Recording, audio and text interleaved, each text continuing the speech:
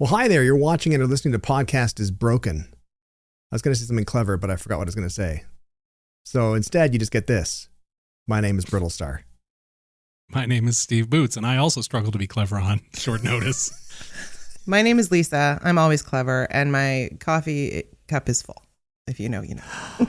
Oh, that was a dig. We can touch on this briefly about the video that Pierre Poilievre put out where he had a coffee cup in his hand. And I so wanted to, here's a double insult to him. I so wanted to make fun of it, but I thought no one cares anymore. Oh, no one really cares anymore.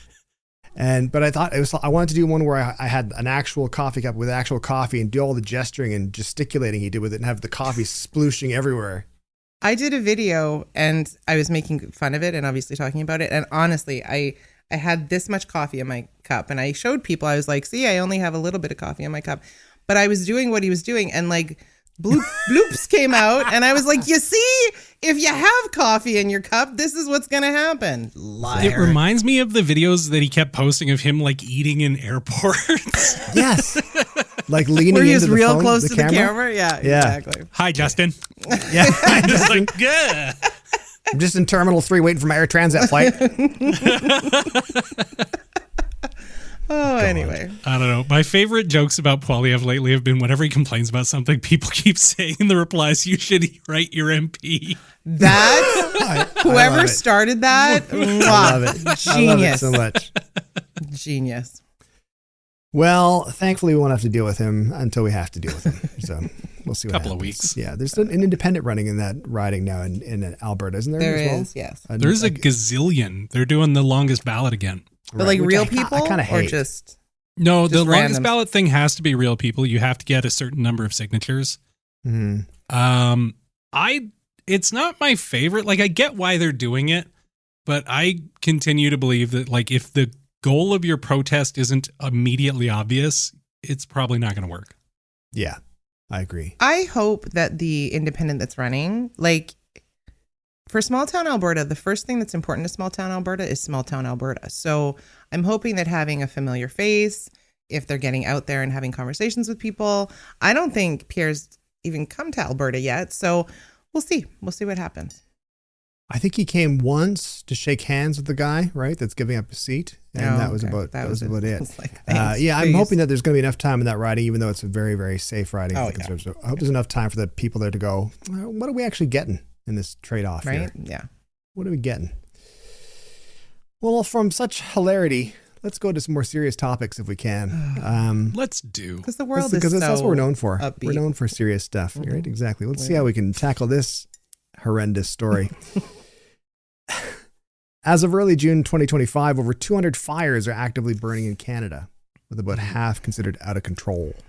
Approximately 19,900 square kilometers of terrain have been consumed mostly in the last week. The smoke plumes have impacted air quality across Canada, reaching as far as Newfoundland and Labrador and even down into the US. And I will say from personal experience, we came out of a restaurant in Toronto on Thursday and I was like, God, I've got like a sinus headache, right? Like something like that right away. And then driving home was like, oh no, it's not warm enough to be hazy. This is just smoke, which is crazy. Mm-hmm. Have you guys had, what's your experience with the fire situation in Manitoba? Neither of us are in Manitoba, but I know. in How Saskatchewan, this is we why have people don't had visit you, Steve.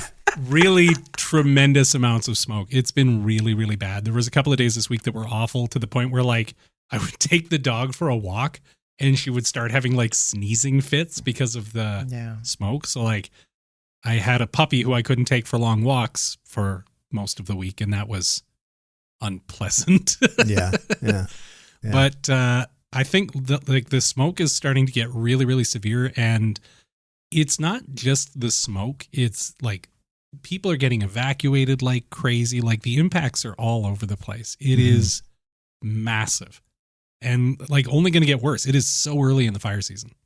We're almost used to it in Alberta now, right? Like it's an annual thing. And usually it will start in the spring and it's like either a northern fire or something's coming from BC over here.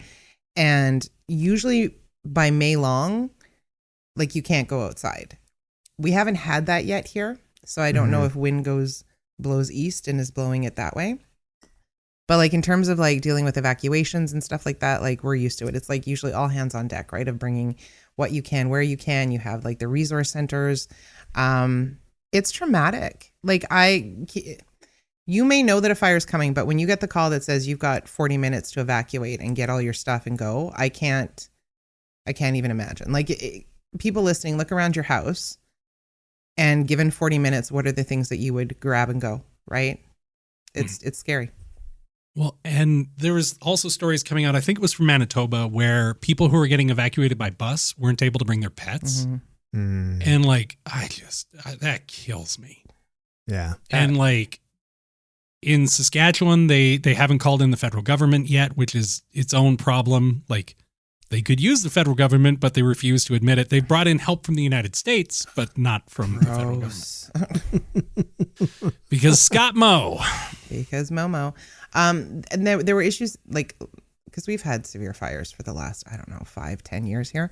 And that's always an issue. Like when you're evacuating people and you're going to hotels or whatever, oh, you can't bring your pets. And it's like, no, state of emergency is state of emergency, right? Like we'll get the carpets cleaned later, sure. But you get to bring your pets, right?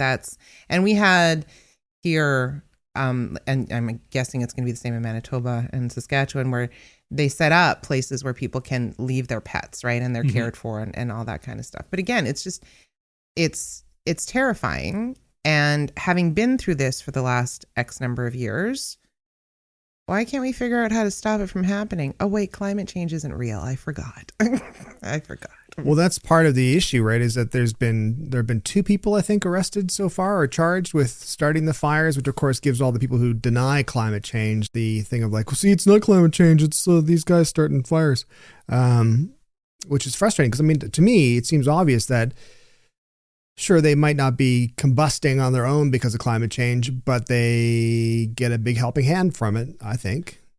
Well, so this is it. When you look at the statistics, there's actually been a pretty comparable number of fires every year for the last like 30, 40 years. It's been pretty steady and the causes don't change, right? There's always arson. There's always flicked cigarette butts. There's always sparks from train wheels. There's always, cars parked on dry grass. Like there's all of these things that do start wildfires, but the issue is the conditions that those wildfires are happening in. Right? It's a similar number of fires, but they spread so much faster and so much more aggressively. And like in a lot of cases, you're seeing funding cut to wildfire fighting. Like in Alberta, I think they were called the Rapid Response Team or something like that. The folks who go in and shut down hotspots before they can turn into massive wildfires. It's largely been eliminated. And it just seems like there's less wildfire response, in particular in places like Alberta, where the crews that are there are spread so thin and worked so hard. Like they've already had an absolutely punishing start to the season and there's months left. Like it just seems like it's such a recipe for disaster. They're saying this year apparently marks the second worst start to the Canadian wildfire season since 2012, with conditions exacerbated by hot, dry weather linked to climate change. And so as the northern half of the country burns, the southern half of the country argues about how best to build more resource developments. Yeah. Let's get that oil out of the ground, baby. Well, and I think it speaks to a lot of, yes, we've got climate change. Yes, you have arsonists. Yes, it's a perfect storm. But also the response of governments, because like Steve was saying in Alberta, we just cut everything. Even the people, and I don't know what their titles are, but the ones that are at the lookout towers, right? That are looking out to make sure that there's not things sparking. We don't need them. We don't need people overlooking the land. It's fine. We'll figure it out when things start smoking. So that's my secret dream job. I would love to work in a fire watch tower for a season. Like I love being out on my own in the forest, in the woods or whatever. And so like the idea of just living alone in a tower for 3 or 4 months and just being like, there's a fire over there. Do you think there's a bathroom up there? No. Yeah, it's called the Everywhere. Yeah. The outdoors. Are you suggesting that fire watchers, we must have a name for them? We're going to call them flambés. No, I'm not. I'm not doing that. The fire tower people. Fire tower people. You're saying that they have to climb down or they just hang over the side when they have to go pee? I'm sure there's a thing that they use. Just like when you go camping. It's probably. Yeah. Like if you're in that high tower, I'm sure there's like a hole. I don't know. I think this is something that we should find out. If anyone knows, if you can leave that in the comments, that'd be great. There's some information for us to have. Yeah, if you work at a fire watchtower, we would like to know about your bathroom habits. Please email us. I just want to, in Alberta one year, and I don't remember her name, so apologies. We had one that went missing. And so it's not as much fun as just, and like, I don't think anyone thinks it was a bear. You know what I mean? So Lookout Observer. Would that be it? I'm looking at the Government of Alberta website. Yeah, it sounds cool. Okay. Yeah. Yeah. It is part of that. One of those jobs, though, that I feel that a lot of conservative leaning, right leaning cutbacks is kind of idiotically decide to get rid of because they're like, well, it hasn't been that bad. Was there any fires in January? Barely. Right. I don't understand how so many people have lost the principle of, an ounce of prevention is worth a pound of cure. Because it just feels like we've given up on preventing anything. And you're just like, we'll just put them out. It's like, it doesn't really work like that. I think we're in a constant state of reacting instead of being proactive in certain things, right? And I think that's the problem.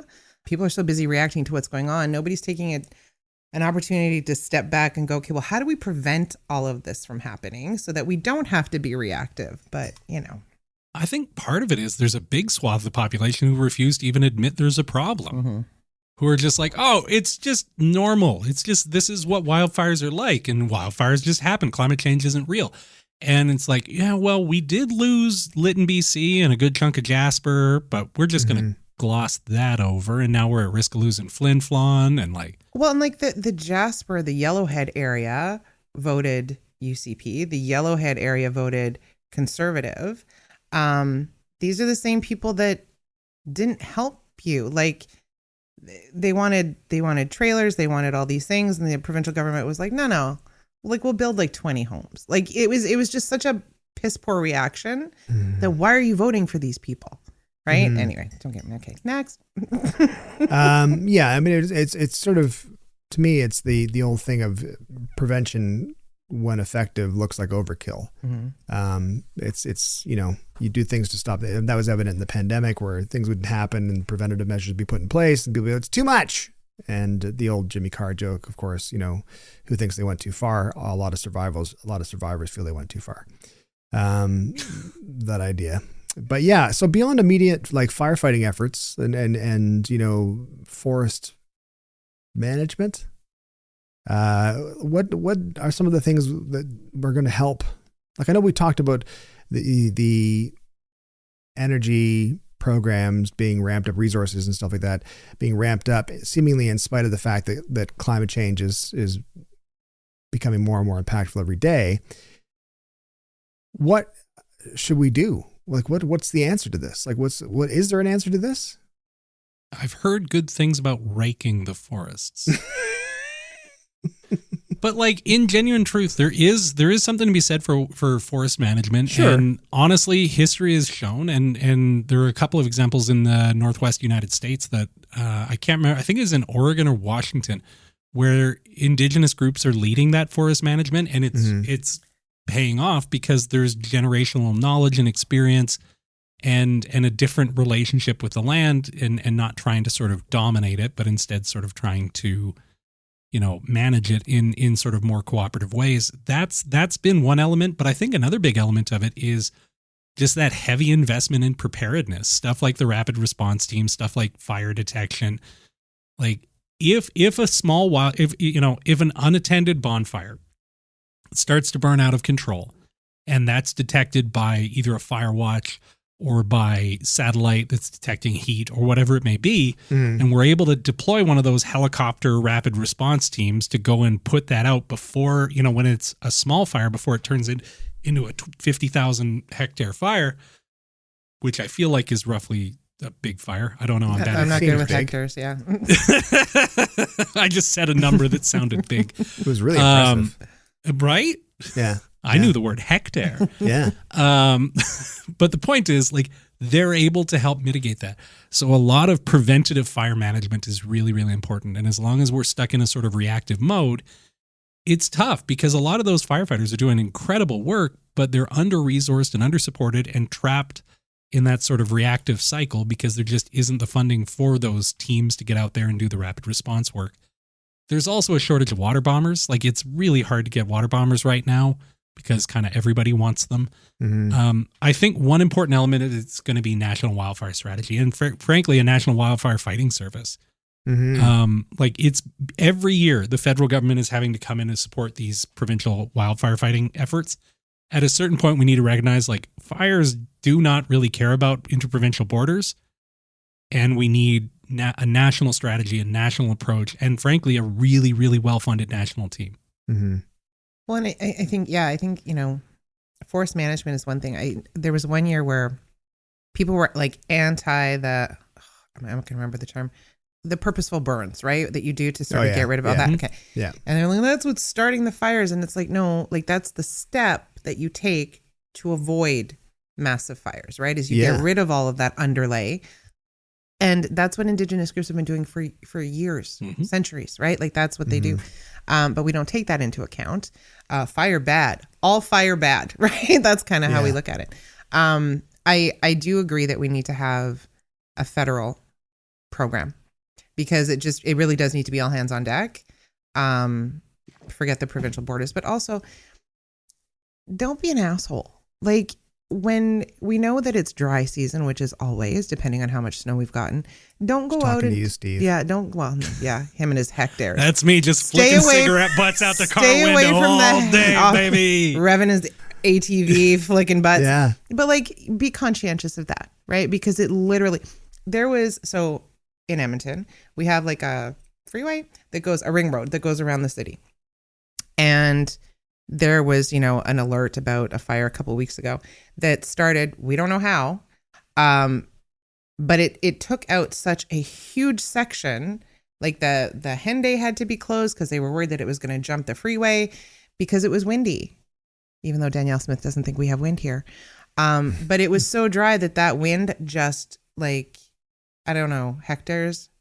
I'm going to say like so many hectares, 30 blocks worth of before they, you know what I mean? A lot. And it was smoldering for like a week. Like it's a lot. So just don't flick your cigarette butt. Don't rev your ATV. Make sure you put your little fire out. Maybe we have to close parks and things like that. Well, so this is the wild thing is when you go to these parks, like Dee and I camp a fair bit. When you go to parks during a fire ban, people are still having fires all over the place. Yeah. And like, it's just, so many people are convinced that they won't be the person who does it. Yeah. We'll be careful. Right? So, we'll be careful. They're like, oh, well, you know, I know there's a fire ban, but I know what I'm doing. Yeah. Yeah. That's the first line in a lot of human folly. Right. Yeah, exactly.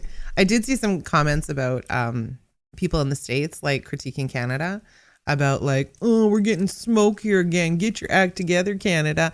Like, we're sorry that we have a giant landmass that is forest. And with, you know, climate change and idiots flicking things around, we'll keep our smoke within our borders if you keep your goddamn fascism within your borders. How about that? How about that? I just imagine like a family outside of their burning home, like wrapped in the space blankets, and the neighbor coming over and being like, hey, Bill, I've been meaning to talk to you about the smoke. Really wrecking the barbecue. Yeah. I think just as we finish up here, I think the smoke actually, because it's in my memory, I don't have any memory of it happening apart from like maybe 5-ish years ago. It's starting around then. And meaning seeing smoke in southwestern Ontario and Toronto and areas, that type of thing. And I think it's not necessary. I mean, it's terrible for people breathing, obviously. So it's not. I'm not saying it's a good thing, but I'm saying the one benefit of it could be the fact that it's going to be people here aware of the fact that it's happening and how horrible it is. Because I think that the smoke, and not to be, you know, cavalier, but saying this, but truthfully saying that I think Ring doorbells, I think showing how quickly fires can consume things on a regular suburban street is terrifying. Absolutely terrifying. So I can't remember who said it, but there's sort of a saying that circulated on Twitter for a while that was like, you know, the climate disaster is essentially just watching videos online of disasters getting closer and closer to your house until one day you're the one holding the camera. Yeah. Yeah. When people think, you know, okay, like it's in, you know, like for us, it's in northern Alberta. It's like where the forests are. There are communities that live there. And I think that's what we need to remember. It's not just forest that's burning. It's impacting all the communities, whether it's small town, whether it's indigenous groups, like there's people there.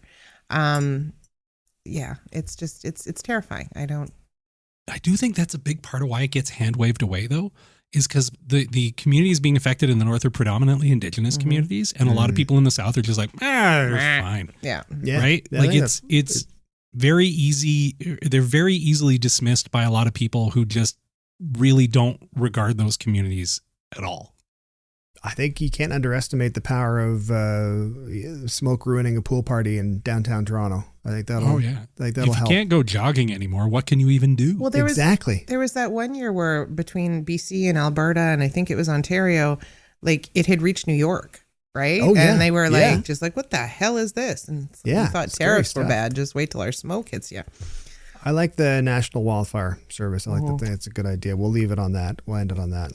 Thank you so much for subscribing or following or whatever you do. Just listening, just being there for us when we're quiet and lonely. Thank you for being a friend. It's nice to hang out.